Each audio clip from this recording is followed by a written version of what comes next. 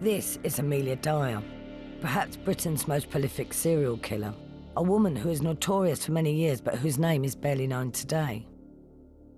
She was no oil painting, but there are many more reasons why it would be hard to paint a pretty picture of the life and times of Amelia Dyer.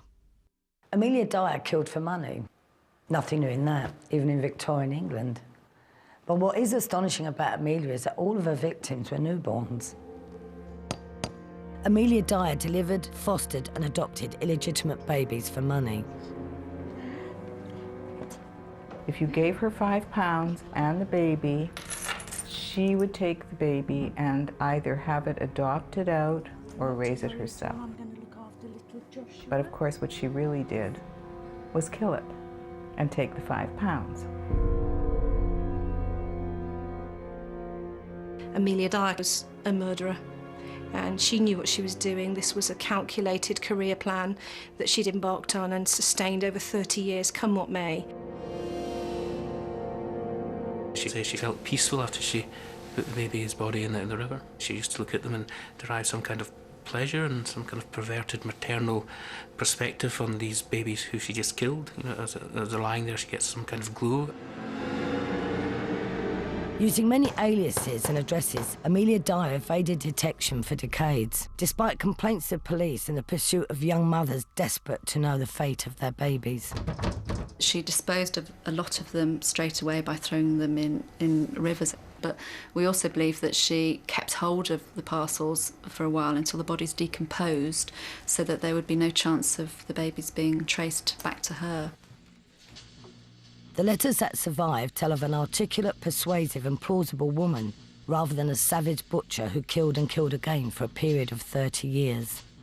She wrote these adverts that were very cleverly crafted, saying that the child would be looked after and they'd been wanting a child for a long time and it would be loved, it would be a caring home. All these things were hitting exactly the right buttons for a young mum who, you know, was giving a child up.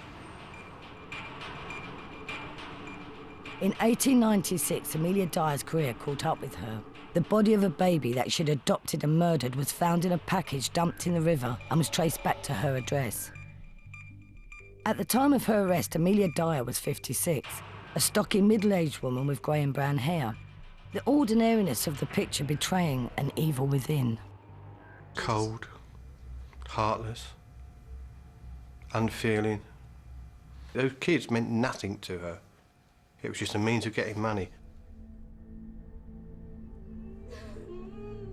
Upon her arrest, it emerged that she had narrowly escaped discovery on several occasions, even preferring to be committed as insane rather than face up to her crimes.